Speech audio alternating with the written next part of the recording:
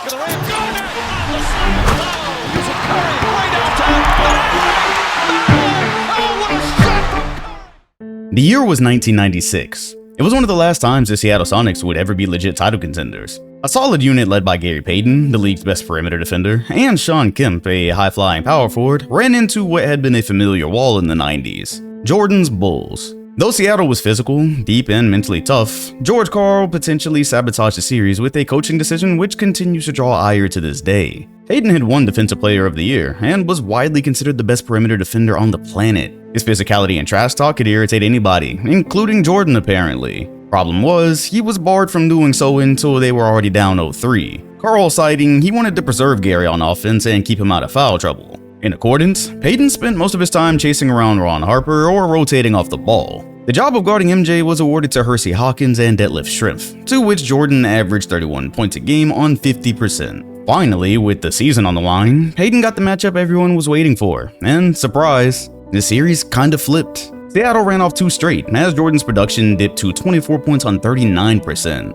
Unlike the others, the glove got under his skin, bumped him, talked to him, made him work. Honestly, with all the props Mike gave out during the last dance, I was surprised he refused to acknowledge the work Gary did. Regardless, it was too late. The hole had already been dug. Chicago closed it out in 6, and Karl's coaching decisions became an underrated what-if. Just one in a long line of many you'll be hearing about today. Even now, Sonics fans wonder what could have happened if he played it straight from the first tip.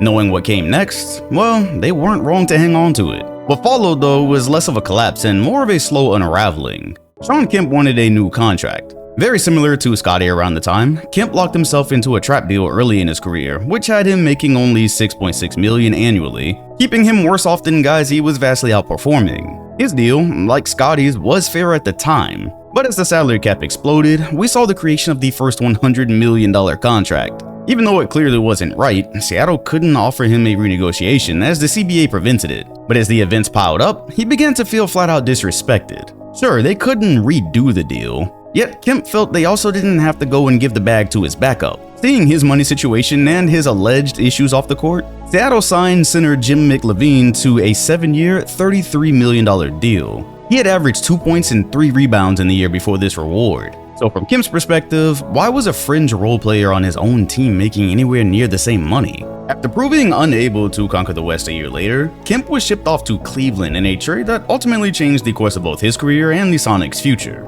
Payton stuck around for a while longer, but the duo who electrified the league was no more. Seattle remained competitive into the early 2000s, but the window had slammed shut.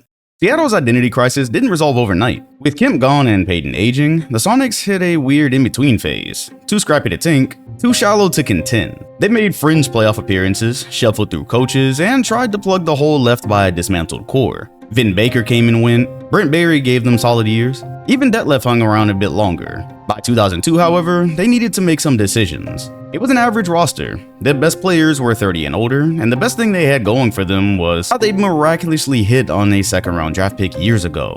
Rashard Lewis was now the second leading scorer on the team, a lanky, sweet-shooting forward who slipped a bit in the draft when teams didn't fancy banking on high schoolers. The timeline issue was pretty glaring nonetheless. Enter Ray Allen. In 2003, it was time to move off Gary Payton, the last remaining piece of their golden era. He was 34, on an expiring deal, and had failed to deliver a title despite his best efforts. At the deadline, Seattle sent him and Desmond Mason to Milwaukee in exchange for Ray Allen, a certified all-star and one of the league's deadliest shooters. It was set to be a franchise-shifting deal. Overnight, there was a new face. A smoother, younger, more polished scorer to pair with the rising Rashard Lewis. Though it was worth noting he was already 27 at the time of the deal, now leading a roster who weren't necessarily close to anything. When people look back on his time in Seattle, they probably assume the team was good, or at least relevant. His best career highlights happened there. The jerseys were beautiful, and nobody's ever stopped talking about the prospect of bringing the Sonics back damn near off the strength of these few years alone. And on paper, the retrospect analysis makes sense. Ray was in his prime, averaging close to 25 a night in his short tenure here, putting up a career-best efficiency and giving us that era's version of Steph Curry energy. In reality, well, there's a reason he won his championship in Boston. While he and Rashard formed one of the best scoring duos, there was exactly one season where they even looked believable as a unit. In 2005, they won 52 games, made it to the second round, and nearly pushed the eventual champion Spurs to the brink. That was the peak.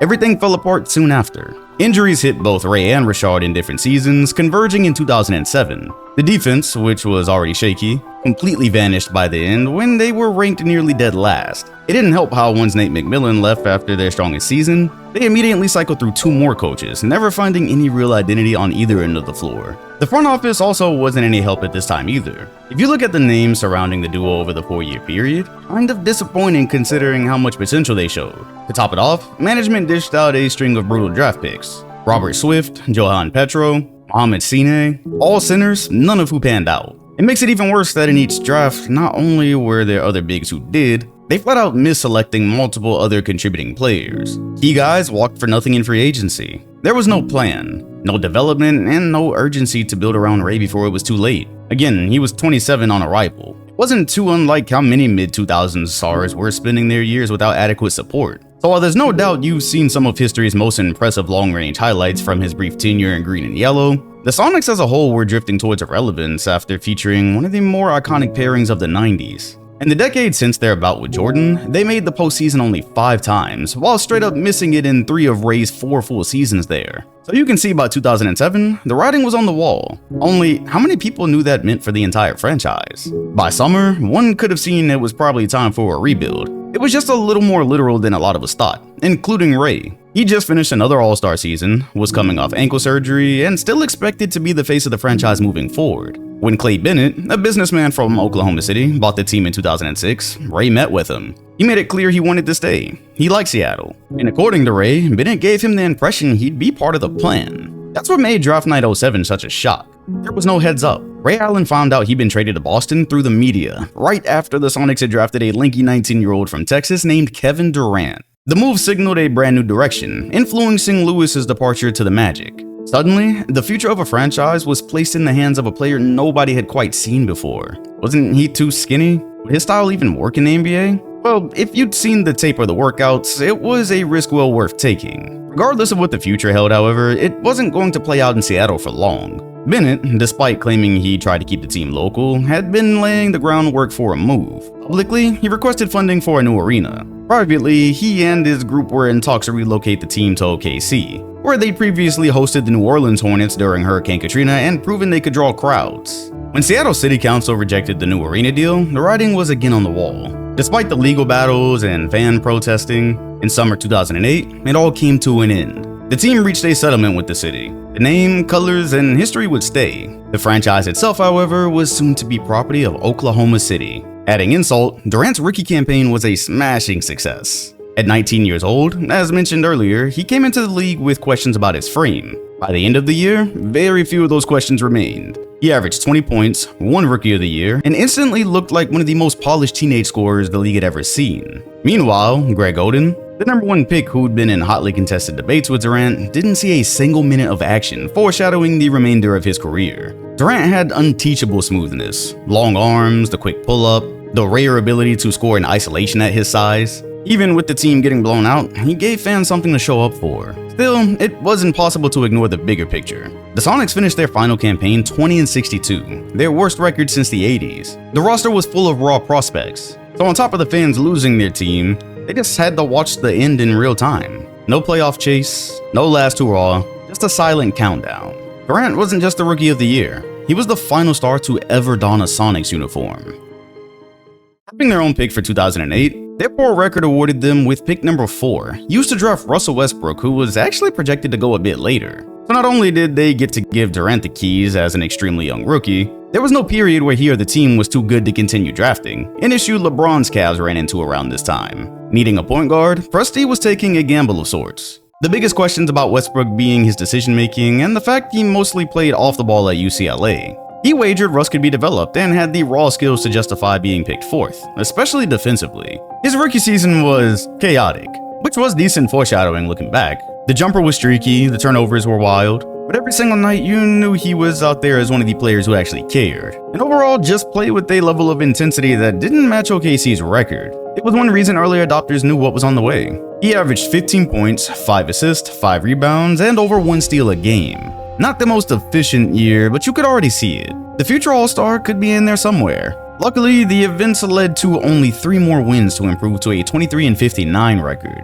This meant yet another summer of draft roulette, which was going great by the way. In the Ray Allen deal, Seattle also received Jeff Green, who was also already producing as a forward next to KD. Every major pick was hitting. It was simply a matter of time. 2009 draft brought in James Harden, another young guard with the ability to score. Unknowingly, Sam had just picked up 3 future MVPs, drafted in 3 consecutive years. No crazy signings or trades involving big market pool. It was all pure scouting and vision, with a little bit of luck. Remember, none of them looked like sure things at the time. Westbrook was a defense-first guard out of UCLA, athletic yet raw and unpolished, which brought on the criticism when OKC took him with the 4th pick. Harden was labeled as too slow, maybe some questions about his athleticism. The Thunder took him at 3 here anyway. Oh, and don't forget the stash rookie. Shortly after taking Westbrook, Sam picked up a project at the 24th spot in Serge Ibaka, who was now ready to officially join for the 2010 season. Durant had become the scoring machine many were predicting after year 1. Going up by 5 each year, he was now on his way to winning the scoring title with 30 points a game in year 3 at the ripe age of 21, making him the youngest scoring champion ever. Russ evolved fast and was clearly going to be a huge downhill threat. Harden, off the bench, provided a steady hand and scoring punch that made the second unit lethal. Add in solid defenders like Serge Ibaka and Thabo Sefolosha, and suddenly OKC wasn't just fun, they were dangerous. There was no more tanking to be done. The squad was officially too talented to hide behind 20 wins while harvesting more fresh talent. KD finished 2nd in MVP voting. Jeff Green remained the 3rd leading scorer, flexing just how much talent was present, and the core was more or less complete. Their record skyrocketed from 23 to 50 wins, the 6th best year-over improvement in NBA history. Of course, in the West, this just meant they only barely qualified for the playoffs, earning a date with the defending champion Lakers in round 1. Welcome to the league, kids. From the outside, it looked like a mismatch despite OKC's development. The Lakers were deep, experienced, and fully expecting to at least represent the West again. The Thunder, meanwhile, were in their first ever playoff appearance with a roster where the oldest rotation player was just 29 years old. Once the series tipped off though, it became clear. Them being an 8th seed was just another testament to the strength of the West. Durant did struggle early, shooting under 35% through the first 3 games, smothered by the length and physicality of Ron Artest. Unlike most defenders, he was strong enough to go single coverage with Durant, mostly allowing other Laker defenders to stay honest. KD also dropped to just 29% from 3, making this series a very clear lesson in playoff intensity. Still, they managed to hang around. They defended, and most importantly, ran. Hell, so much in fact, Kobe would eventually go on to remark how they, quote, ran like deer. By Game 4 in Oklahoma City, the series flipped. The arena, fielding its first ever playoff action, brought the kind of energy that felt like college meets the NBA. They fed off of it and blew the Lakers out by 21. Following it up, KD finally broke through with 22 points and 11 boards, knotting a first round with the champions at 2-2. Game 5 back in LA went the Lakers' way. The defending champs just weren't folding in a do-or-die situation this soon. And then there was Game 6, which is the one people really remember. Durant drops 26, Westbrook adds 21, and the Thunder lead late, seconds away from forcing a Game 7. But the moment turned out to simply be too big, too soon. They have a timeout remaining, won't use it, no fouls to give here. You gotta double him, you cannot leave him one-on-one. Bryant for the lead, misses, Gasol banks it in with 5/10 of a second remaining. Lakers by 1. Do the Thunder go back to LA and just get flooded on the road for Game 7? Probably. What was important here though is how they forced people to rethink them. This wasn't just a cool young upstart anymore. We just watched what was previously a lottery team push Kobe and Gasol to the brink in their first ever playoff push. They were ahead of schedule, way ahead. OKC no longer had the element of surprise or being some fun, energizing story people didn't have full belief in. If they could scare the Lakers, they could actually hang with anyone in a series. And this was only their 3rd season of existence. Durant had firmly established himself as one of the league's top scorers, winning his 2nd consecutive scoring title with 27 points a game. Westbrook took his first giant leap as well, earning his first All-Star appearance while averaging 21 and 8. Harden continued growing into his role as a crafty 6-man, which may need clarification over time because I don't think people realize at this point Jeff Green was still the 3rd leading scorer. Oh, Ibaka was becoming one of the league's top shot blockers also. As young and talented as they were, there was still glaring issues. Most notably, the front court, surprisingly. As fun as the forgotten Jeff Green had been alongside this core, it was clear he wasn't the long-term answer at power forward. The offense could be electric, yet it was a trade-off of sorts for their lack of size and toughness. 2 things any contending team needed, especially back then if you weren't Miami. All the other top dogs had physical bigs you'd have to go through. As an answer, at the 2011 trade deadline, 2 franchises made a really bold move. Green was shipped to Boston in exchange for Kendrick Perkins, who the Celtics would later realize they sorely needed for the same reasons. Despite what the media rebrand has done to his image, Perk was a hard-nosed, defensive-minded center who just helped anchor Boston to multiple finals runs. It wasn't the flashiest deal, and the things Durant has said about him years later would hide this, but it was a shift in mentality. Kobe had once praised Perkins' defensive ability as a center, and Dwight Howard marked him as his toughest matchup. The deal signaled that they were no longer just a budding unit to be feared in 2 or 3 more seasons. Oklahoma City was officially in win-now mode. The results came quickly, as they finished the season 55-27, good for 4th in the West. Funny enough, the 3 teams preceding them were the old guard: San Antonio and Dallas, who'd been routinely squaring off earlier in the 2000s, and of course, the now repeat champion Lakers. Despite what they'd shown a year earlier, it was hard to believe they'd be able to make such a big leap with just 1 more year. For any team, getting out of the West would be daunting, much less a unit who hadn't actually proved anything yet. Fortunately, with some unexpected help and their positioning in the bracket, they'd only have to deal with 1 heavy hitter. Round 1 was a relatively painless gentleman sweep of Denver, who hadn't fully found their footing, having just shipped off Carmelo. Then came Memphis, the famed 2011 Grit and Grind squad, and OKC found themselves in a dogfight of the second round series. The Grizz had just knocked off the 61-win first-seeded Spurs. They were not San Antonio. They had, however, clearly found a formula to punch above their weight. Also worth noting, they kind of bullied them a bit, as the Grit and Grind tag would imply. Round 2 would have been a war regardless, and so it turned into a physical one. Memphis had Zach Randolph playing the best basketball of his career, Marc Gasol anchoring the middle, Tony Allen suffocating anything with a pulse, and Mike Conley evolving right before our eyes. The defense was elite. The offense? Ugly but effective. The difference a year later was, Tony Allen as a defensive matchup for Durant wasn't challenging in the same way as Artest. While Ron's incredible strength was a nightmare for a young, lanky wing, Durant's overall size was better equipped to deal with a 6'4" shooting guard. He was able to post nearly 26 and 10 on 45%, while Russ posted a line indicative of future events. Harden took the mantle as the 3rd leading scorer for this series, making it the first time he was definitively the 3rd most impactful offensive player. Regardless, the immediate slugfest nature of the series clears up any confusion of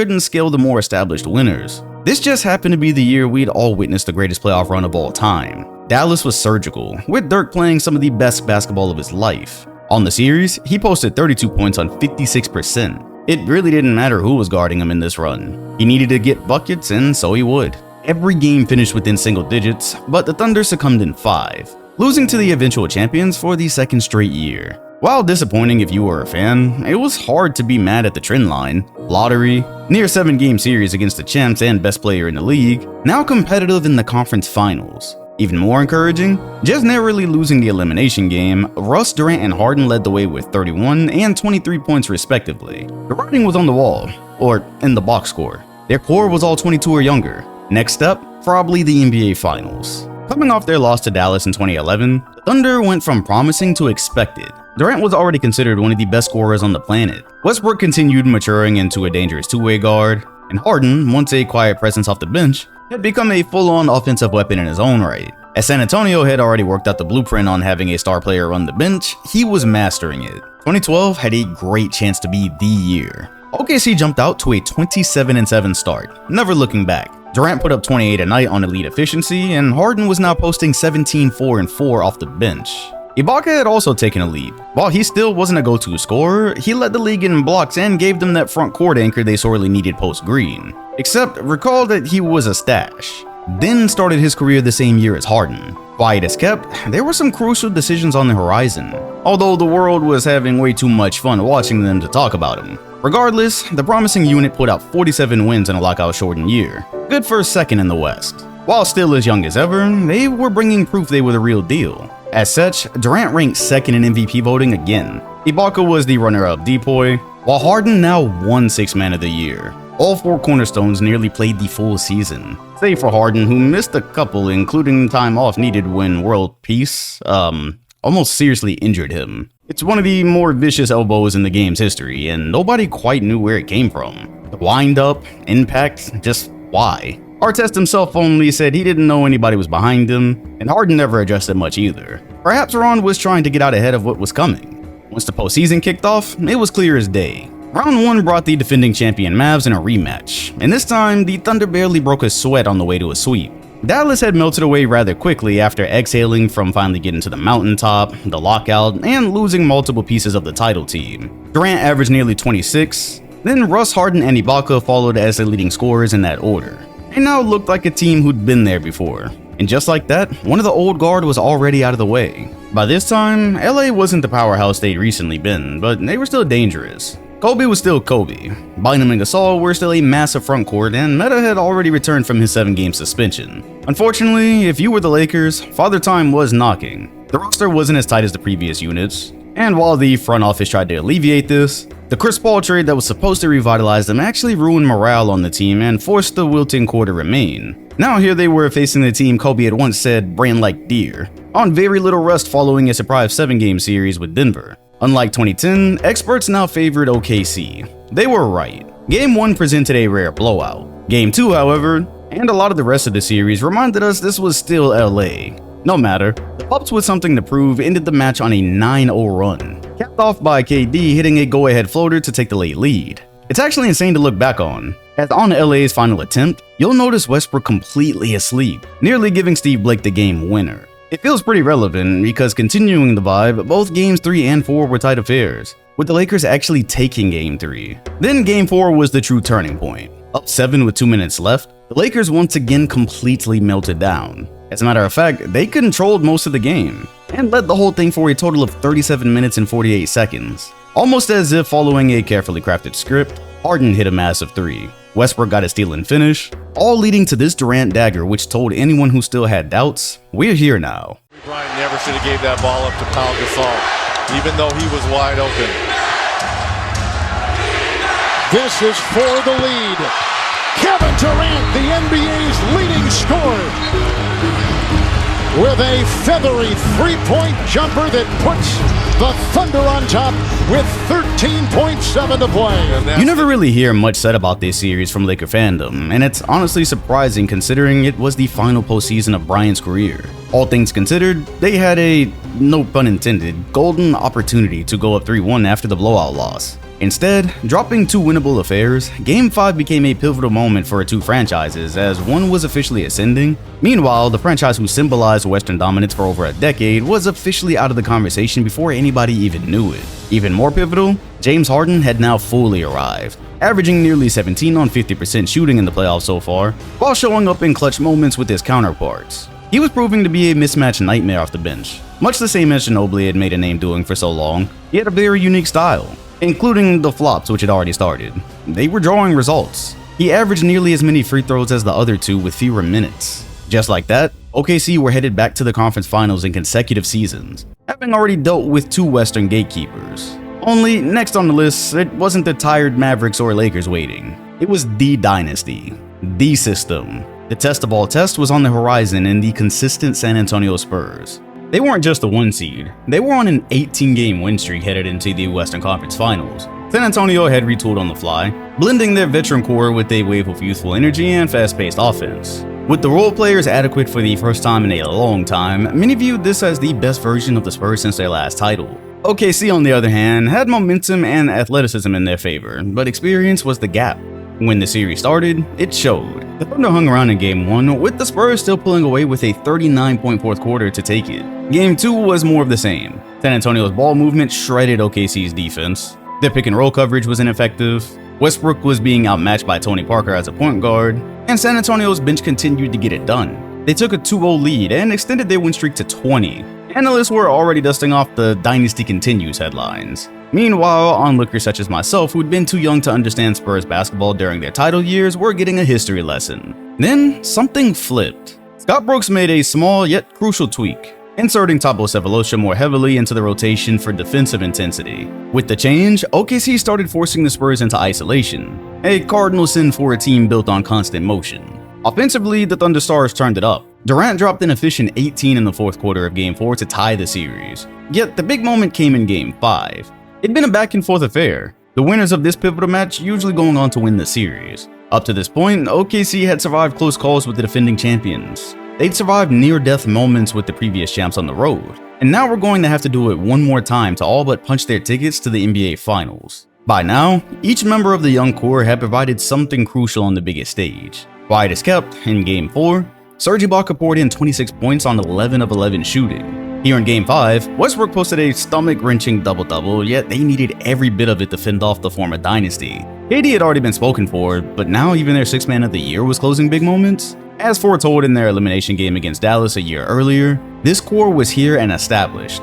They didn't just win 4 straight against a well-oiled juggernaut who hadn't lost in over a month. They grew up in the process. In Game 6 back at home, they went down 18 early, which heavily signaled a reality check. Yet OKC never flinched. Durant scored 34, and the final moment saw Harden running the offense with poise. Just like that, the Thunder had dethroned the model franchise of the last decade. A 2-0 hole against royalty had become a 4-2 triumph. Passing of the torch, as most assumed that was the final breath from yesterday's news. After all, it was poetic, right? A unit whose average age was just 24 years had now gone through the 3 main staples of the last 10 years of the West. At times when they each appeared to be aging out for good, why couldn't they now also beat the Heat? Despite being one of the youngest teams to ever reach the finals, the Thunder didn't walk into their first appearance as underdogs. If anything, the jury was split evenly down the middle. On one side, Miami, returning to the finals after blowing a 2-1 lead the year prior. LeBron was in year 9, still in search of his first ring after a brutal collapse. Wade had a ring, now opting to play second fiddle for the betterment of the team. Bosh had fully embraced his role as third wheel, albeit one of the better third wheels ever. Yet, none of it mattered unless they left with a championship this time. Public sentiment had flipped hard against them since the decision, and even harder after dropping 3 straight to Dallas. Then there was OKC, not just now the darlings of the league, but the answer to everything the Heat represented. Homegrown talent, no shortcuts, youth, athleticism, unselfish play, likable. They'd just gone through Dirk, Kobe, and Duncan in a single playoff run, all while losing just 3 games by the way, and they were undefeated at home, now having home court advantage in the finals. The anticipation for Durant versus LeBron, Westbrook versus Wade, Harden, and Miami's bench, it felt like a new era had arrived. Odds makers had OKC slightly favored, largely due to home court and momentum. It looked like a 7-game classic waiting to happen. Specifically for KD and Bron, it was deemed to be the first battle of many, both looking as if their peaks would line up for years to come, on the best teams in each conference. We were in for a treat. It actually started in Miami's favor out the gates, looking poised and a bit more experienced. The Thunder took control in the second half though, and managed to pull away behind Durant's 36 points, including 17 in the fourth. The crowd was deafening. Here their franchise was, birthed barely 4 years ago. They drafted perfectly, made the right trades, and coalesced in a way few young teams ever had. LeBron was efficient, but again found himself fading down the stretch. Early reactions? Here we go again. That's when things changed. From Game 2 forward, Miami made it clear they weren't last year's Heat. Meanwhile, the Thunder's youth, which had felt like their biggest weapon, suddenly showed cracks. It was another close one, yet ended in controversy when Durant was bumped on a potential game-tying shot with no whistle. Considering how things would progress, it became a pivotal point in the fandom's lore. Game 3 saw Westbrook and Durant combine for 44 points, only for Harden to disappear, shooting just 2 for 10 with 4 fouls. It was the beginning of multiple storylines, as getting outscored by Kendrick Perkins in such a crucial game wasn't ideal.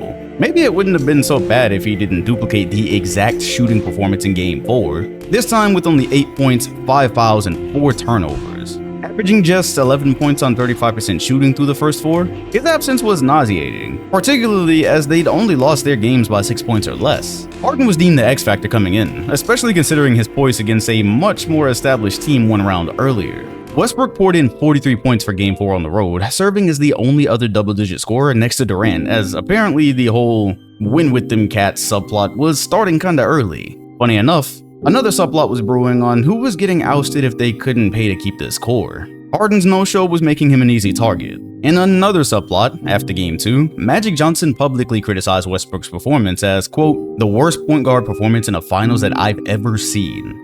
Although he didn't acknowledge it publicly, the comments had to have stung a bit for the 23-year-old guard playing in front of the point guard of all time. Still, the Game 4 performance spoke to a resilient stubbornness he would carry throughout his career, for better or for worse. Truthfully, the 2012 finals were like the Big Bang in a way. Everything OKC would face in the near future was lighting up right here for anyone actually paying attention. Now down 3-1, with the Heatles on the verge of much-needed redemption, it was more or less a done deal. Adding insult, Mike Miller exploded for 7 threes, creating an iconic role-player moment in the process. LeBron posted a 26-point triple-double, and Miami sealed the championship with the only blowout of the series. 4 straight losses. You would have never gotten somebody to believe that Game 1 would be the only victory OKC would secure, which also speaks a little to how this is one of the closest gentleman sweeps of all time. Wasn't too much to mourn, however. If you were tracking the progress, it'd only been an upward trend every single year since inception. With so much young talent and an aging conference, the group was playing with house money. They'd be back. Money. The Heat were finally champions, which also mattered to OKC given how if they'd lost 2 straight finals, nobody would have likely had to deal with them again. LeBron finally conquering the moment meant the Thunder would eventually have to conquer an even better version of them. Little did anyone know, however, we'd already seen the last of one of the greatest upstart stories ever. It was only downhill from here. If the 2012 finals were a glimpse into a dominant future, the 2012 offseason was a brutal reminder of how quickly that future can vanish. Following the loss to Miami, nobody doubted the Thunder would be back, as how could they not? They were led by 3 stars all under the age of 24 and had just gone through the West royalty like it was a rite of passage. They also played Miami close in each game they lost, save for the ending. For a young group that had improved every year since coming together, this felt like the beginning. Beneath the surface, however, they had real problems. James Harden's rookie extension was due, and as the reigning 6th man of the year, fresh off a playoff run where he'd proven his worth, even in spite of the finals, he was expecting to be paid accordingly. The problem? OKC had already handed out max extensions to Durant and Westbrook, but the biggest complication was, as mentioned earlier, the need to pay Ibaka as well. Ownership had a choice to make, and it was much messier than it appears in hindsight. The Thunder were not a big market. They were never a luxury tax team, and suddenly the idea of paying 4 core players, especially one coming off a rough finals, didn't sit well with the front office. Reportedly, Harden was offered a 4-year, $55 million extension, a few million shy of what he was seeking. He was also given an ultimatum: accept it within the hour or they'd pursue other options. According to Harden down the road, the rush bothered him more than the money. Quote, after everything we'd done, you give me an hour? It hurt me. It hurt. On top of this, in August, they rewarded Ibaka with 4 years, $48 million, which did not take them into the luxury tax, while also preserving their rim protection. Perk was a cool anchor, though you could argue most GMs at the time might have valued the versatility rather than banking on Harden to progress much further with 2 other perimeter scorers. Of course, if they knew what was coming in less than a year, well, yeah, he didn't sign and they didn't wait. Just before the 2013 season tipped off, James Harden was traded to the Houston Rockets in a stunning, multi-franchise altering deal. OKC took back Kevin Martin, Jeremy Lamb, 2 first-round picks, one of which became Steven Adams, and 1 second-rounder. At the time, it wasn't considered as egregious as it looks in hindsight, and Harden had just struggled on the biggest stage. Still, this was clearly about money, and the Thunder chose financial flexibility over keeping their young core together, just 1 finals run in. Many assumed they could stay afloat anyway. Durant and Westbrook were now objectively just 2 of the best players in basketball. Only the deal didn't take long to spoil, as Harden immediately showed what he was capable of as a first option.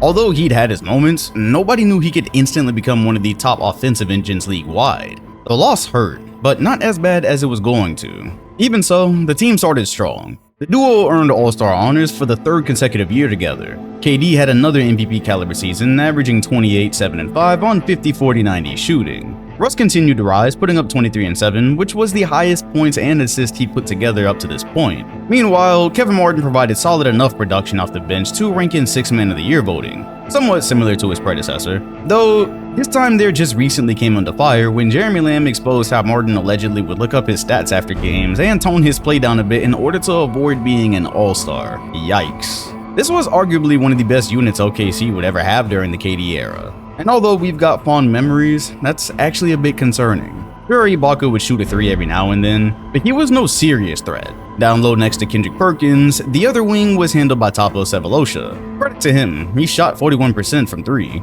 Only Westbrook shot 32% from 3 on a slightly higher volume. Point being, this team was good and probably had a higher ceiling that year. It's just worth noting the entire roster had exactly 3 shooters, which would matter more and more as the years passed. Regardless, they finished the season with a 60-22 record, their best in franchise history. From a regular season standpoint, it looked like they'd weathered the loss just fine, and the NBA fandom largely anticipated a Heat Thunder rematch. Then the playoffs started. Of course, the stars aligned to bring the 8th-seeded Rockets front and center, instantly pitting OKC against their former core piece. Harden had jumped all the way to 26 points a game with 6 assists and 2 steals, officially kicking off the what-if scenario of if 3 young stars would have had more time. Ah, yes, what ifs. Russell Westbrook tore his meniscus in Game 2 after a freak collision with Patrick Beverley. Everyone could see he wasn't going to be walking it off from the moment of impact, and just like that, the playoffs and the team's trajectory took a hard left. Without Westbrook's rim pressure and energy, everything slowed down. Durant was not carrying the load, and it allowed Houston to push the series to 6 before predictably being bounced. Still, now they were in prime position to feel their losses. Recall earlier the discussion about minimal shooting options. Westbrook wasn't that. He was, however, one of the forces allowing a team with questionable spacing to still succeed. While Reggie Jackson did a decent job stepping up, and would do so for the foreseeable future, a unit like this with Kevin Durant as the only extreme ball handling threat spelled a dire situation for contention. It wasn't hard to see they weren't going back to the finals right now, especially not with Memphis in the second round. The same grit and grind squad they'd battled in 2011, only this time there was no Harden, not even a Westbrook, just KD, who gave them 29, 10, and 6 a night, trying to solo carry past a fully formed juggernaut defense. Memphis 1-5. They were perfectly tuned to face a unit with limited scoring options. While KD did what he could, he shot just 42% from the field and 35 from 3.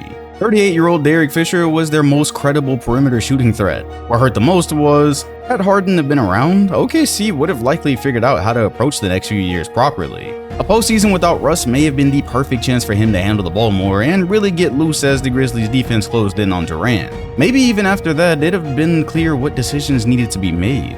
The championship window remained open. They had a very real shot at being in the finals healthy. It was just now, the air felt different. The 2014 season was, in many ways, the season of the Slim Reaper. Kevin Martin was already gone, having signed with Minnesota, and Russell Westbrook opened the year still recovering from 2 knee surgeries following his playoff meniscus tear. That left KD standing alone to steer the ship of a short-handed team who were still aiming to contend in the brutal West. Steer he did. Durant went on one of the most dominant individual stretches of the era, averaging 32 points, 7 rebounds, and 6 assists on 50, 39, 87 shooting splits. His 41-game streak of 25-plus points surpassed Michael Jordan's 40, and became the 3rd longest streak of such in NBA history. There was no co-star for the first half of the season. No excuses. He was surgical with it. Pull-ups, drives, post-ups, step-backs. It was also a streak of some of the toughest shot-making I'd ever seen. For the only time I can remember during LeBron's best Miami days, I thought someone actually might be better. At least for this season, voters finally concluded that he was as far as MVP was concerned. At long last. Funny enough, in April 2013, he declared he was, quote, done with being second. Up to now, he'd placed second in MVP voting 3 times to LeBron. He'd been the runner-up in the finals to LeBron. Since he arrived on the scene, he'd consistently been seen as the 2nd best player in the league. 2014 was his best chance at shifting the narrative so far. His MVP speech later in the year, where he broke down thanking his mother as the real MVP, became a cultural moment. All was right in the world. Also, we'll point out Russ was chilling in the cut waiting for his turn. He played just 46 games, so OKC posting a near identical 60-win record with no Martin and half of Westbrook was insanely impressive. For all intents and purposes, the roster had basically already either stagnated or gotten worse. signaling the first time in the franchise's history they didn't take a sizable leap. Meanwhile, they'd already picked up both Andre Roberson and Steven Adams in the previous draft, though they saw limited action at this point. They're only a relevant mention because they, in a way, already represented the end of an era. Their 59 wins qualified for second in both the West and the league behind only San Antonio. They also, as usual in the West, weren't even all they had to worry about. For the third time in 4 years, it was grit and grind time. This one was scary though. They took control in 2011 and mostly lost 13 due to injury. They were clearly a tough matchup and now had a Western Conference Finals trip under their belts. It took absolutely everything this lesser Thunder unit could conjure up to avoid the round 1 upset. Durant posted 30 and 10 on 44% from the field, which was actually a step back from his regular season if you can believe it. Westbrook was a mixed bag as usual, still averaging a near 26-point triple-double. Of course though, stat sheet stuffing never tells the full story with Russ, and his 5 turnovers per game were massive. For the first time ever, the Thunder core was without a convincing tertiary scorer when healthy, Serge Ibaka naturally falling into the spot. It wasn't that he or Reggie played poorly, it was that depending on them for offense outside of the main two was a daunting sign. It wasn't as difficult now for Tony Allen to be glued to KD for long stretches, leading to the now infamous Mr. Unreliable Oklahoman headline after Game 5, one of the most poorly timed media blunders in recent memory. Though he'd been the driving force of the era, his 6 turnovers and missed go-ahead bucket in the pivotal game evoked the poor reaction. OKC were now down 3-2 and very much on the verge of not even getting to the semifinals in their second try since 2012. No injuries to blame this time, Durant responded with monstrous performances in both Games 6 and 7, closing strong and finishing the series averaging 30. Neither game was close. Still, it was clear, OKC's margin for error was thinner now. The two-man show didn't have the same edge, and it didn't help how the West had only gotten better since their last trip. Round 2 would bring the Lob City Clippers, who had nearly suffered their own upset at the hands of the Warriors. That is pretty relevant to both the Thunder and the West getting better. This was an extremely tight series, with both rosters being worthy of potential finals appearances. The first 4 games were split, with KD continuing his greatness. He had as tough a time as any star would have in Memphis, though nobody had definitively shut him down. Up to Game 5, he was averaging 33 points a game. It all came to a head in that match. OKC was on the brink of another 3-2, this time against a much more offensively capable team. Going back to LA down could have spelled the end. Instead, we got the well-known controversy mixed with one of the best playoff comebacks in recent memory. It might have been the peak of their season. Westbrook finished Game 5 with 38 points, and the Thunder would go on to win the series in 6. It was cathartic. This was the deepest Russ had gone since 2012, and for Durant, it was validation. He even got to give his MVP speech when they weren't yet sure of the outcome. Mr. Unreliable, huh? Then came the Spurs. Again. The much-anticipated rematch from 2012, now featuring the last 2 Western Conference representatives. Though OKC had owned San Antonio in the regular season, winning all 4 matchups, the playoffs told a different story as usual. This Spurs squad was on a mission. Redemption was the theme, having lost out on a ring in the most painful manner possible. It had now been 7 years since their last title, with the last 2 seasons bringing them unexpectedly close to another when most had ridden them off years ago. They were humming now. Ball movement, spacing, depth, and a vengeance-fueled focus that felt inevitable. Then came the Ibaka injury. Just before the series started, Serge was ruled out with a calf strain. The announcement sent OKC fans into panic, and the results matched. San Antonio ran wild in games 1 and 2, scoring at will with no rim protection. It wasn't even negotiable. Here lie a team, quiet as kept, who were already structurally weaker than they'd ever been. Losing their fill-in third, they were about to get swept. Then, out of absolutely nowhere, Ibaka returned in Game 3 at home, energizing a unit who sorely needed him. Feeding off it, the Thunder took Game 3 and 4, tying the series and making it clear. With Ibaka, they were still as challenging as ever no matter what else they'd lost. Anyway, it wasn't enough. The Spurs adjusted, spacing him out more in Game 5, giving themselves a chance to punch their tickets to a second straight finals in Game 6. Shot clock to 3. Ginobili on the drive, rejected by Ibaka. 3 on 2 for the Thunder. Westbrook. Oh, he's stripped by Leonard. What a play by Kawhi Leonard. It was one of the greatest defensive plays of the decade. Leonard had rebounded from his role in fumbling 2013 Game 6, now snatching the Thunder's chances of another finals away. Unlike what we'd all thought when they randomly dropped 4 straight just a couple years prior, the dynasty wasn't done just yet. For OKC, the 2014 Western Conference Finals were a hard pill. They'd battled back, they'd looked like the better team at times, yet the lack of flexibility beyond the core, losing Harden, the lack of legitimate depth, it all reared its head again. Still, this wasn't a failure. Durant had won MVP. Westbrook had returned from a knee injury just as good, if not better, which we might forget was not a guarantee. They pushed the eventual champs to 6 despite losing their defensive anchor to start. Again, the window was still open, only it continued to leave a way for OKC's misfortunes to seep through. Nobody knew it yet, but the end was much closer than it appeared. The summer started with big plans. OKC had entered free agency swinging, setting their sights on Pau Gasol to bolster the front court, which made a ton of sense. Ibaka had proven his worth, but the team still lacked a polished post presence or consistent second option outside the KD Russ tandem. Unfortunately, Gasol ended up choosing Chicago, reportedly moved by the cultural fit and medical staff. OKC, still not a top-tier free agent destination, struck out on a crucial deal, but that wasn't even the real hit. KD withdrew from Team USA that summer. It was viewed as a mature, calculated decision to prioritize health after seeing Paul George get the bad end of the risk he'd been taking by playing over summer. Ironically, Durant would then miss most of the next season due to a Jones fracture in his foot contracted after Team USA.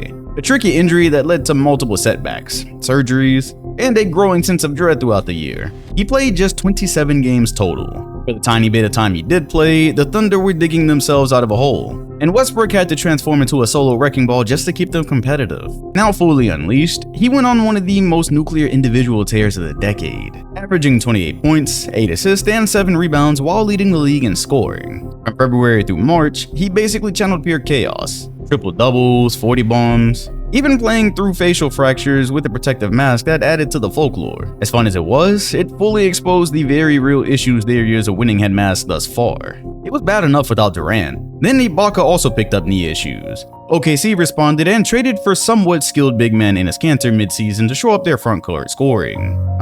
We have Pau Gasol at home. Most of the team dealt with knick-knack injuries, and the supporting names weren't encouraging to begin with. Given the events, I'd say it was still somewhat impressive they finished 45-37, the same record as the 8-seeded Pelicans, but lost a tiebreaker due to head-to-head matchups. Specifically, earlier that year, AD hit a game-winning 3 on their home floor, which came to be known as the decider. The Thunder had now missed the playoffs entirely for the first time since 2009. Meanwhile, another storm was brewing elsewhere. Golden State, the random upstart who'd almost shocked the world by folding the Clippers under Mark Jackson. Well, they were now under first-year coach Steve Kerr, who made multiple adjustments to their lineup and playstyle. Out of seemingly nowhere, the Warriors came into 2015 revolutionizing the league with pace, spacing, and a three-point avalanche at a time where it was still thought that jump shooting teams couldn't win titles. They won 67 games. Steph won MVP, and the Thunder were one of a few teams people would have liked to have seen them play. While OKC dealt with fractures, both literal and metaphorical, Golden State ascended using many of the same principles OKC had celebrated for years prior. Their rise was everything the Thunder had looked like they were building toward in 2012. Still, the nature of their run didn't convince much of the fandom. 2016 would give the Thunder one more chance to steal back their thunder. Imagine taking Russ off that team. See how bad they were. KD can't win with those cats. As good as the 2016 Thunder were, as close as they got. As much praise as they received, with Iguodala later detailing how they were the best team in the playoffs. It honestly wasn't too hard to understand what Durant meant later down the road on his burner. For the first time since 2012, Durant and Westbrook would be healthy together at the same time. Perkins had been fully replaced by Enes-Kanter and Steven Adams, whose number was now being called. The problem was, Kanter, who was easily their most offensively competent starting center of the era, was also a defensive liability. The rest of the cast was rounded out by names such as Dion Waiters, Anthony Morrow, Kyle Singler, Andre Roberson. Once again, take Russ off that team. With how good they constantly performed, it made the remark seem like an excuse. Truthfully though, this was not a good fitting roster as far as contention goes. Russ, although he'd proven to be a top player in the league, was a very questionable point guard next to KD. He averaged 4 turnovers a game in 2016, regularly took questionable shots, and just like OKC as a whole, mostly masked his deficiencies by just overwhelming opponents. Andre Roberson started, yet shot 31% from 3 as a shooting guard, and was mostly there to bolster the defense. With the makeup of the roster, their season would eventually come down to how well some very questionable players could alleviate pressure from the main two. It mostly worked during the campaign, as they scratched at 55 and 27, finishing 3rd in the West. Durant averaged 28, 8, and 5 on 50%. Westbrook led the league in triple doubles. By the eye, it looked as if they hadn't missed a beat. Now, for those paying attention, something was clearly off. The Thunder led the league in fourth quarter collapses. They blew 14 games they led heading into the fourth, the most in the NBA. In key moments, their offense stagnated. ISO-heavy panic sets, careless turnovers. If anything, this critical feature was far more important than anything positive that had happened. And hovering above it all, the Durant free agency cloud. He'd already been ducking these questions as early as summer 2014, yet this is the part people have forgotten through the years. Durant was the good guy. Hell, during his final battles with LeBron, both he and the Thunder were seen as the anti-super team trend which had been building up. Everyone loved KD. Nobody even thought he'd seriously leave OKC, and why would he? He and Russ, when healthy, formed possibly the league's most electric duo. Most still believed they had gold in their future together. Whispers started before the season even tipped. Golden State, fresh off a title and now fully embracing their system, were preparing to make room for a max slot. Everyone knew about the upcoming cap spike from the new TV deal, which meant Durant could leave without killing someone's roster. Golden State, the team OKC once looked like they were becoming, had quietly become a threat in more ways than one. Of course, Durant brushed it off. I haven't even thought about that. I'm focused on the season. Pro tip: anytime your star player says something like this close to free agency, panic. Every press conference, every poor fourth quarter, every loss, the conversation always circled back. Would he really leave? Even if he did, there's not a chance in hell it'd be the Warriors. They were rivals. They were battling in the West to replace the old guard.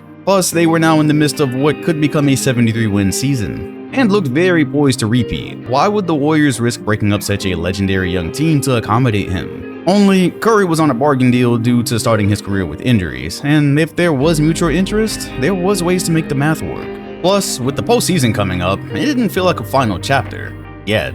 Symbolically, OKC finished behind both the Spurs and Warriors, looking like the third wheel they were becoming in many fans' minds. After just having beaten them 2 years earlier, that same Spurs core added a prime LaMarcus Aldridge. Golden State and Curry somehow looked twice as good as they'd been in their 67-win championship season. The Thunder, while good, were kind of down to a puncher's chance with the paths they'd have to take. But round one was light work. Dallas remained feisty, yet their best days were far in the rearview. It was a gentleman's sweep. And for the third and final time of the Durant era, San Antonio. The Spurs had won 67 games, lost only one home game all season, and managed to stay hot on the trail of the 73-win Warriors for home court advantage till the very end. In Game 1, the Thunder got waxed by 32. Of course, the take started flying. This one is over. As expected, by the way, 12 of the 13 ESPN panelists chose the Spurs. Anybody would've. OKC hadn't done much to change anyone's minds with the still questionable depth and late-game collapses. The Thunder won 4 of the next 5. Durant and Westbrook took complete control. Ibaka and Adams provided rim protection. KD's off-ball defense became a factor, and the speed and athleticism Iggy would later praise simply lapped an aging roster. After winning 2 straight, they won Game 5 in San Antonio, giving them only their 3rd home loss of the entire season. Westbrook had finally gained the upper hand on Tony Parker in a playoff setting, and as mentioned earlier, they simply overwhelmed. The potential for those two to cause so many problems for a defense was literally the reason we could ignore Dion Waiters being one of their most important support pieces. They'd done it again.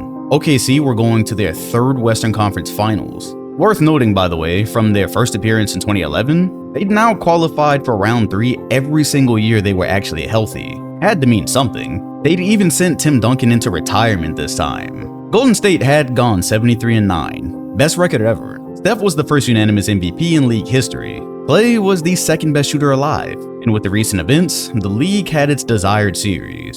After years of these two franchises building and missing each other in the playoffs due to circumstance, one was going to have to prove who the true new king was. Shockingly, the Thunder stole Game 1 in Oakland. Then when they got back to OKC, Game 3 and 4 were blowouts. Some of the most surprising blowouts you'd ever see. The scenes were insane. Westbrook and Roberson were hitting threes. The Thunder, once again, as Bryant pointed out years earlier, ran like deer. The Warriors looked as if they were never expecting it. When the onslaught was over, the Thunder led 3-1 on history's best team record-wise. I remember the morning after Game 4 in the car with my dad telling him, well, I can't believe it, but you still have to kill the Warriors. I watched them in detail the entire year. The things I'd seen them do, most impressively but not limited to Curry's ankle game. Much like this playoff series, OKC controlled most of that one. Yet slowly and methodically, the Warriors inched their way back as Curry put on one of the best performances he'd ever authored, capped off by probably his most impressive game winner. The sequence completely highlighted the difference between these two, as Westbrook took a terrible shot with no KD around, resulting in Curry's masterclass. It wasn't hard to understand why Russ had taken the chance to mock him during the series. Bad mistake. KD and Westbrook combined for 71 points in Game 5, unfortunately on lackluster efficiency. The Warriors had begun to bait Durant into taking too many shots, if that's a thing, and they survived because of it. With the window cracked ever so slightly, the Thunder became victim to one of the greatest shooting explosions ever. 41 points, 11 threes. The Oracle somehow showed up in OKC. Klay Thompson, with everything on the line, took some incredibly ballsy shots. It was the type where, man, if he's hitting those, I guess they just got it. You could feel the energy had officially and irreversibly shifted. Despite once again having been in control, they couldn't overcome Durant shooting 10 of 31, while Westbrook hit only 10 of 27. These were the moments where regular season wins, highlights, and energy did not matter. The reality was, the best player outside of the two was an offensively limited Serge Ibaka. Meanwhile, Cancer only saw 10 minutes of Game 6 for obvious reasons. Not only had he started to be deemed inconsistent, you couldn't justify playing a defensive liability big against Golden State. Hell, I even remember Pop opting not to use Tim Duncan much in some regular season games against them. Nonetheless, it felt like they'd already let go of the rope a bit. Losing 2 straight in the manner they did, now having to win a Game 7 on the home court of a team who barely lost it all over the last couple of years, didn't feel realistic. They did put up a fight, even amassing a double-digit lead. Reality had indeed set in though. One team was a well-oiled machine with multiple consistent supporting pieces. The other depended on 2 players playing their hearts out to secure wins consistently. It was devastating. They were right there. Fans had already begun to dream up the LeBron and Durant rematch after so many years. 1 win from the finals. 1 win from flipping history. Instead, their season, and probably their entire era, had come to a crashing end. The question started immediately. Nobody said it out loud, but the entire basketball world was holding its breath. Would KD really leave? Because if he did, his decisions had the power to shift the makeup of the league. The aftermath of 2016 was unlike anything the Thunder or the league really had ever experienced. They'd had crushing losses before, but this felt like betrayal to an OKC faithful who'd watched KD grow up from a pup. One day, Kevin Durant was the undisputed face of the franchise, the MVP. The next, he was willingly joining a team that had just humiliated them and blocked them from what may have ended up being the greatest playoff run ever. The NBA world was stunned. Thunder fans were heartbroken. Westbrook, who hadn't even gotten a phone call about the decision, would later speak through actions more than words. When asked about KD's move at Media Day, he responded with, "I haven't talked to him." He never needed to say much more. For dreamlike as their franchise had started, it was getting hard to ignore how they'd quietly become maybe the most unfortunate franchise in the process. Everything they'd been through so far all culminated in them just becoming the second team since 2006 to blow a 3-1 lead, right before their star's free agency decision. With KD gone, the Thunder was supposed to crater. After all, we'd seen what it looked like without him already, and now the vibes were even worse. It turned into a rebuilding roster overnight, but in a twist only Russ could write, he authored a fairly iconic revenge arc. The 2017 season was a chaotic solo act. Russ averaged a triple-double, 32 points, 11 rebounds, and 10 assists, while leading the league in scoring again and dragging a poorly fitting roster to the playoffs. He broke Oscar Robertson's 55-year-old triple-double record and did it with a level of fury that felt like he was playing nearly all 82 games with a personal vendetta. It was absolutely MVP-worthy. For years, it's been questioned and ridiculed, yet as someone who was there and experienced every bit of context, I never understood why or how.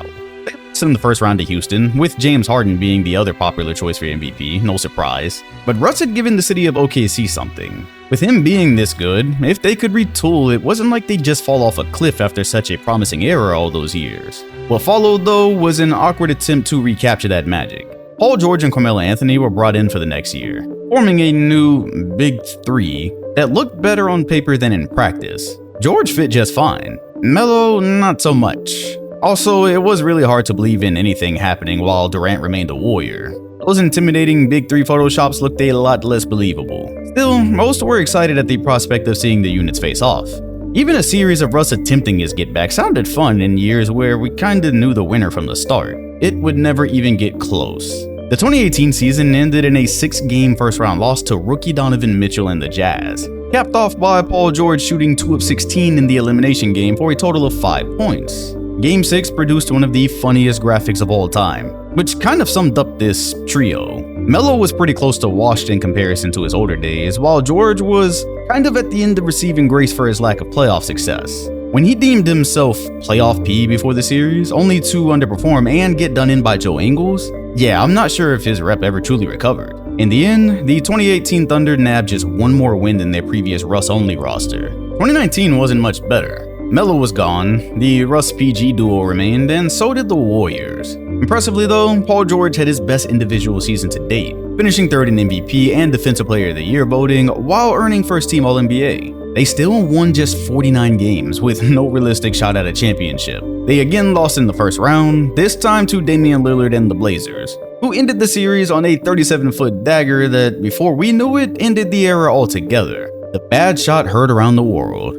George called it such, but nobody cared. Especially not after all the back and forth Russ and Lillard had in past months. The Thunder were finished. Where was there to go from here? 2 lackluster seasons with a scrambled together roster who feigned contention. Westbrook was now 30, and it wasn't realistic that he'd ever get another player as good as Durant. It was time. In the summer of 2019, Paul George requested a trade to join Kawhi Leonard with the Clippers. It was certainly weird timing, as the previous summer brought a whole episode where he and Wade discussed his future, just for him to re-sign in OKC. Sam Presti went with the flow. He got everything. Gilgeous-Alexander, Danilo Gallinari, and a war chest of picks so big that other GMs started calling it the Presti Protocol. In hindsight, it looked like one of the biggest fleeces known to mankind. In 2019, it was a deal 2 franchises sorely needed to make. The Thunder needed to restart, and the Clippers, like any franchise at the time, were not passing on Kawhi Leonard and Paul George. The rebuild was on. Westbrook, seeing the writing on the wall, was traded to Houston for Chris Paul. While many expected the Thunder to just tank, Paul had one of his most efficient seasons, mentoring the young guys while leading them to 5th seed and 44 wins in a COVID-shortened year. They began to emerge under his leadership as planned, and Lou Dort had joined the roster over summer undrafted. After a successful regular season, they pushed Houston to 7 games in the bubble and had a real chance to advance. For now though, the job was complete. They were a good young team with a good culture, and multiple chances to add more young talent for years to come thanks to their mastermind. It wasn't your typical aimless blow-up that normally takes years to regain footing. In accordance, Chris Paul was a 1-year pit stop. Some other useful pieces were traded or allowed to walk, which left no room for any more near 50-win seasons before they got a chance to truly steer the roster in its next direction.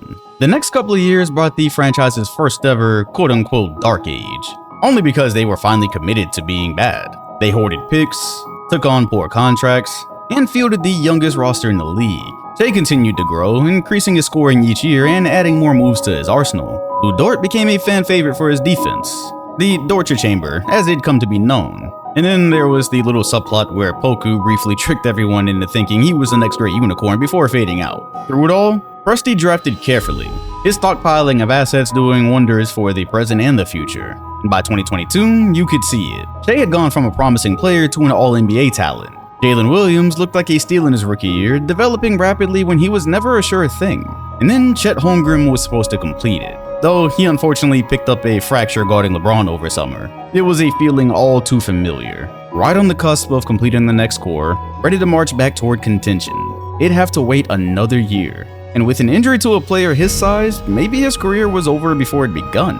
My gosh though, all 29 other franchises should be thankful they just missed on Wemby. Though it was hard to ignore a Chetless team had just won 40 games. It wouldn't be long now. The clouds had finally begun to part.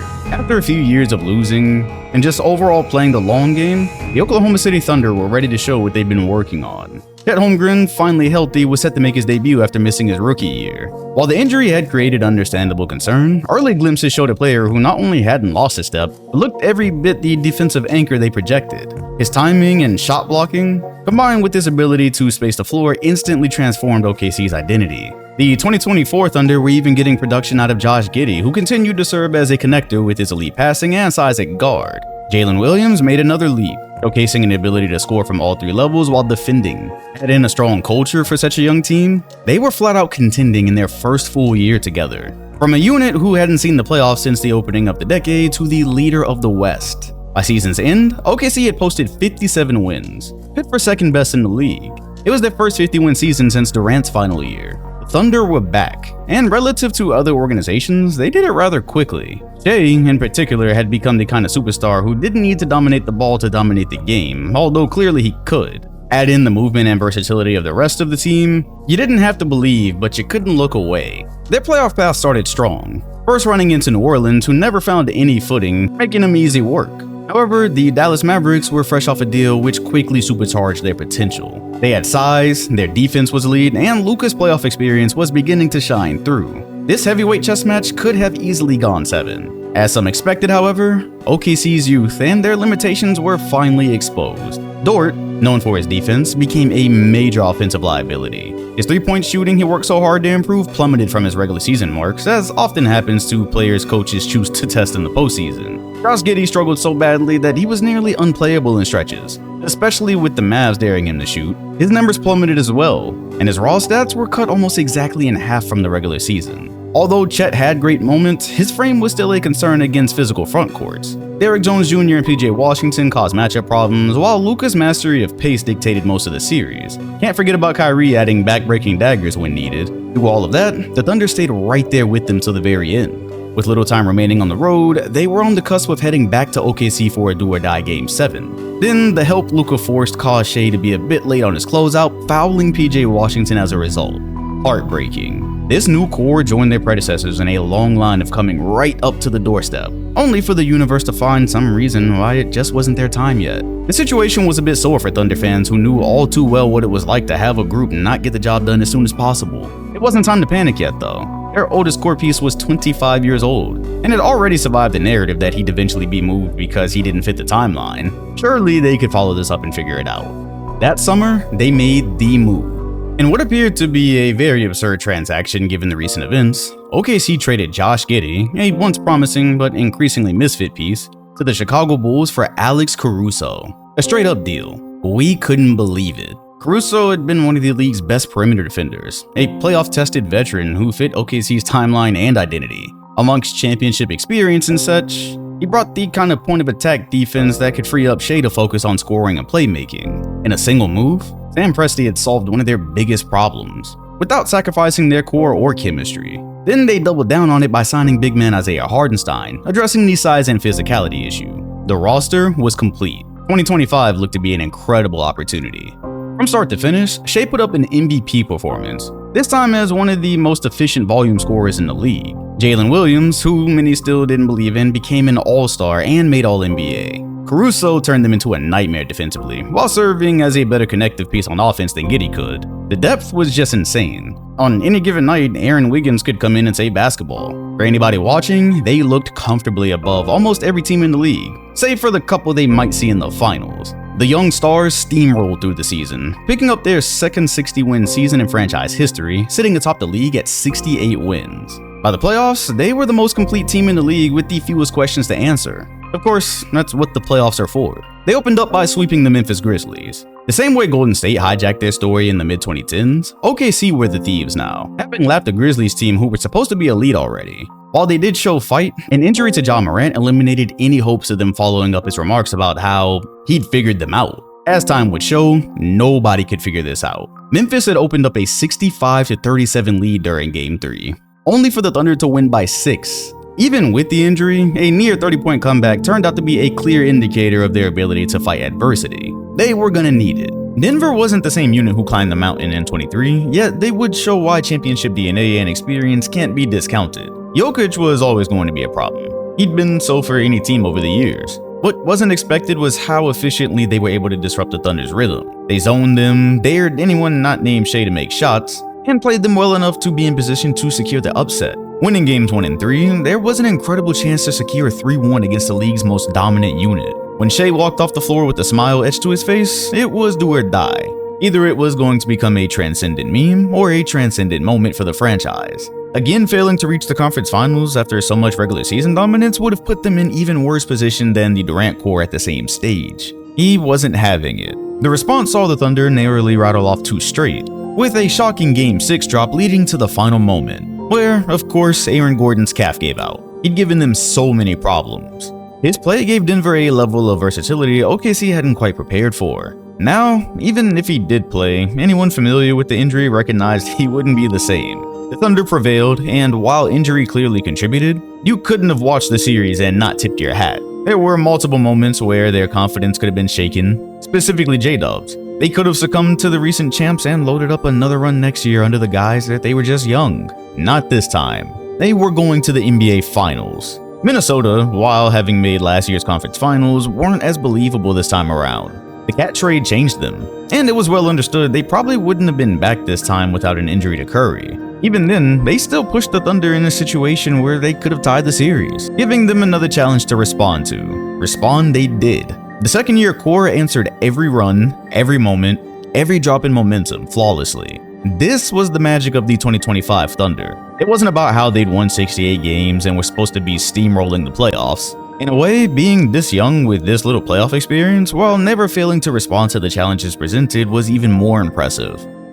If someone told you in 2020 that the Oklahoma City Thunder and Indiana Pacers would meet in the NBA Finals 5 years later, you'd have needed a detailed breakdown of how it got to that point. Small markets where free agents never go, two franchises who'd been unbelievably unfortunate for 10 years or longer. What gives? Yet, here they were, standing toe-to-toe for the Larry O'Brien. For those who needed narratives to enjoy hoops, they kinda wrote themselves. Two of the best young point guards in basketball. Two franchises seeking redemption from a decade of what-ifs. Though it was hard to see it this way for many fans. A lot of people were taking Indiana in as a news story, molded in the ridiculousness of what took place in the Eastern Conference. Surely they couldn't continue such trends against a superior and more established Thunder team, though you could have watched them struggle in the West and have worked out it was going to be a dogfight. OKC came out swinging at home as expected. They looked in control, and it culminated in the home team playing up by double digits most of the way through. It was exactly how Indy liked it apparently. Just like we'd seen in the months prior, the comeback was gradual, but as we'd come to expect by now, relentless. With 8 minutes left, the men in gold trailed by 11 points, beginning to turn up the heat as they'd done numerous times. Cut by cut, the lead disappeared, with OKC now clinging to a single point and only 2 possessions left in the game. Shea pulled up and missed what would have likely been the dagger, and Halliburton, after a lackluster fourth, showed up for the moment everyone knew he was built for by now. Ball game. Indiana had ripped home court from the heavy favorites, while Hallie delivered another signature moment in his first ever NBA Finals. For all the talk about experience and OKC's polish, the Pacers proved immediately they weren't just here for the ride. As happens in a lot of these situations, however, the road team got what they'd come for. Leaving with both would have been nice, but wasn't even close to expected. They bounced back, blowing the lid off and tying the series on the way to Indy. The Pacers had lost just 2 games at home all postseason. There was a very real chance they'd go back to Paycom Center with a 3-1 advantage. The goal was clear: make life as uncomfortable as humanly possible for Shea. No easy looks, no letting him flow into his stylish offensive game. Much like Denver, they wanted to see it from everybody else. Combined with the absolute onslaught from their supporting pieces, Indy took a 2-1 lead with another home game on the horizon. Luckily for the best in the West, they had already had to play through the pressure of imminent failure. Down 2-1 in a hostile building, the Thunder leaned on team defense and their stars' composure. Shea broke free for an efficient 30 points. And aside from the other main names, who else other than Alex Caruso was the final tag-along? He made plays, dropped an efficient 20, and helped give the unit just enough to avoid the doomsday scenario. Going down to the wire, Shea free throws put them up 4, clearing the distance needed to tie the series. They'd done it again. On the ropes, nobody panicked. Neither of these teams were going to beat themselves, setting up the all-important Game 5. Much like Game 2, the Thunder maintained control throughout and never gave much opportunity for a response. Jalen Williams poured in 40, stopping all the noise he'd accumulated through the postseason that had people questioning him as a second option. For the first time ever, the Thunder had a chance to close out and bring Larry O'Brien home. Around this time, Halliburton's calf was already becoming a topic of discussion. Everyone knew he'd be a bit limited, but also knew he had the IQ to continue to contribute, which is exactly what he did, authoring possibly the most iconic play of the finals. Via an early onslaught, the best 2 words in basketball were being evoked in the finals for the first time since 2016.